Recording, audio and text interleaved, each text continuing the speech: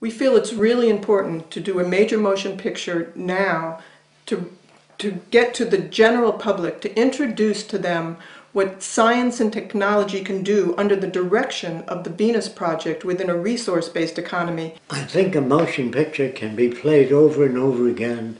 It can be translated into many different languages, and it could do far more than my personal lectures because it travels all over the world. And in a motion picture, you can answer all the questions that people ask. We also feel while Jacques is still alive, he is the best person to put this film together. He has worked all his life to arrive at this direction.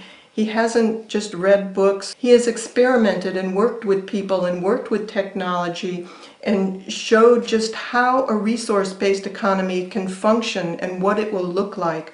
So to us, it's very important to have Jacques involved in this film. The basic ideas for the film are laid out precisely, and they are laid out in accordance with the plans of the Venus Project. If you don't have a public prepared to accept the Venus Project, there is no other way.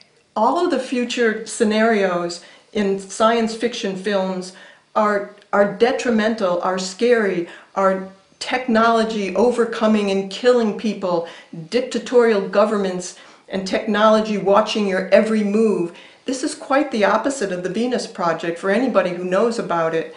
And this is what we want to get across to the public, that you don't have to be afraid of technology. We want to show how the methods of science can be used to enhance everyone's life and preserve the environment. If we spent the money any other way, I don't think it would be as effective.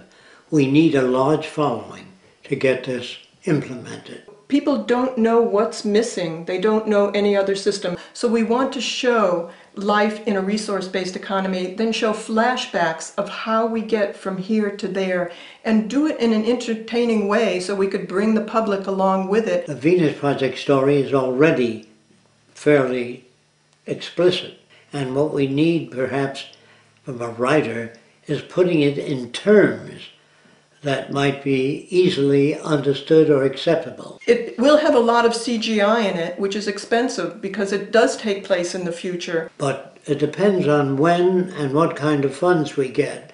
That will dictate, say, the type of script. The more funding, the more elaboration. That depends on what people do to help support the project. We would have information on the internet as to how much has come in, where it's going to, and we have to do this because we're aiming to get the donations through our nonprofit 501c3 organization called Future by Design, and lawfully everything has to be transparent, and it would be. If we do make a profit, we will build the first city, or we will do additional films, shorter films, but many of them. People will walk out of this film with a definite direction to work towards and knowing the difference between what they have today and the possibilities of the future within a resource-based economy. We want them to understand it so much so they'd walk out and say, why don't we live like this today?